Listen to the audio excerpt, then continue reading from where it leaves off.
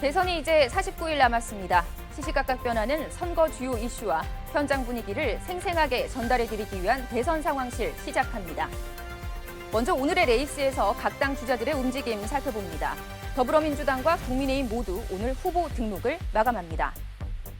민주당 예비 후보들 상황부터 살펴보겠습니다.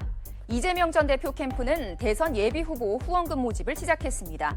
이 전 대표는 오늘 대장동 배임 의혹 재판에 출석했고 대선 관련 질문에는 침묵했습니다.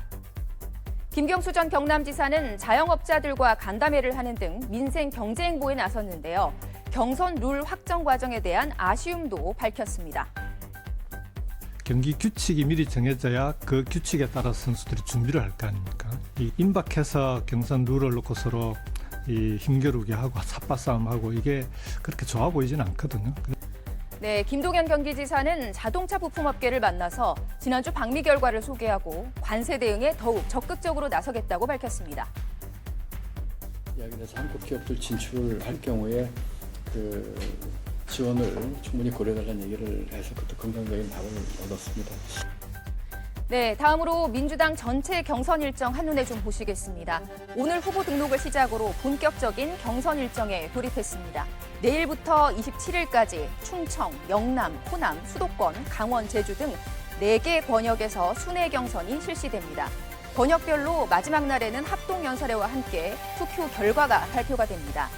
국민선거인단 투표는 4월 21일부터 4월 27일 사이 이틀간 비공개로 진행이 됩니다. 최종 후보는 27일 선출이 되는데 과반 득표자가 없을 경우는 5월 1일 결선 투표가 치러집니다. 민주당과 마찬가지로 오늘 예비 후보 등록을 마무리하는 국민의힘 상황도 한번 보시겠습니다. 김문수 전 고용노동부 장관과 이철우 경북지사는 서울 박정희 기념관에서 오늘 만났는데요.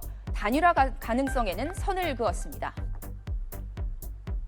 박정희 대통령과 이승만 대통령의 동상은 광화문 광장에 세워야 된다는 게 제 생각이고, 후보는 투표로 결정되기 때문에 단일화 굳이 할 필요 없습니다. 네, 홍준표 전 대구시장은 현충원 참배로 출마 선언 이후 첫 공식 일정을 시작했고, 한동훈 전 국민의힘 대표는 비전 정책을 오늘 공개했습니다. 저의 미래 성장 비전은 347입니다.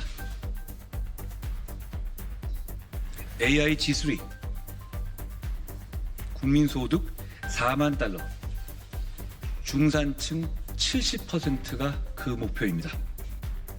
네, 나경원 의원은 대선 캠프 인선을 발표했는데 친윤 인사들을 전면에 배치했습니다.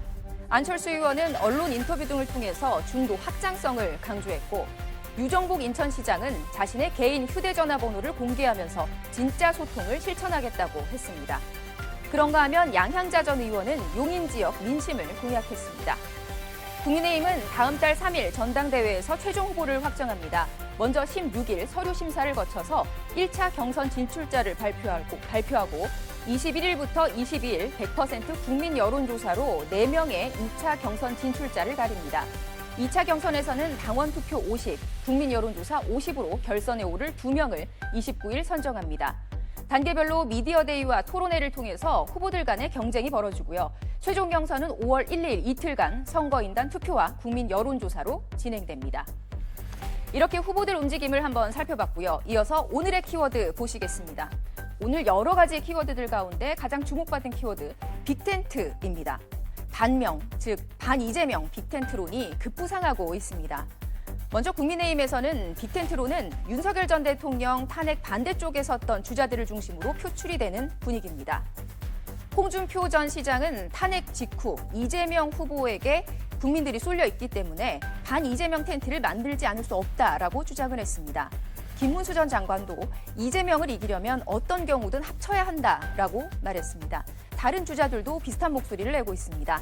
나경원 의원은 민주당 비명계와의 연대 가능성을 열어뒀고, 경선 불출마로 선회한 윤상현 의원도 반명 연대 빅텐트를 만드는 데 일조하겠다는 뜻을 밝혔습니다. 보수 진영에선 차출론이 끊이지 않는 장외 한덕수 대통령 권한대행과 국민의힘 경선 불출마를 선언한 유승민 전 의원, 개혁신당 이준석 의원 등이 빅텐트 단일화 대상으로 거론됩니다.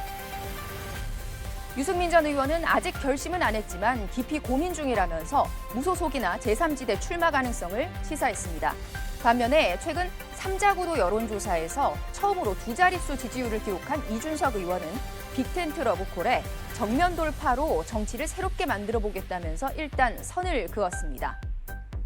진보 진영에서는 이재명 전 대표 독주 체제 속에 비명계 주자들의 고심이 깊은데요.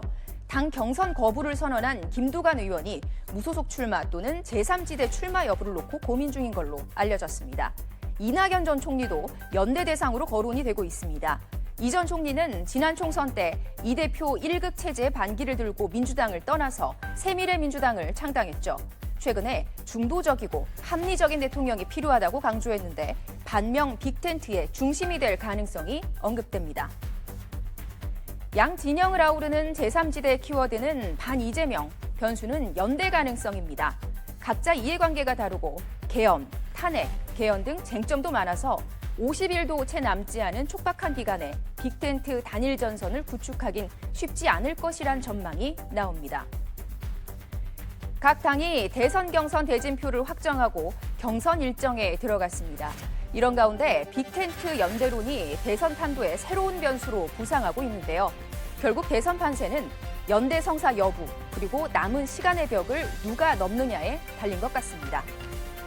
대선을 49일 앞둔 정치권 상황, 오늘은 여기까지 짚어보겠습니다. 대선 상황실이었습니다.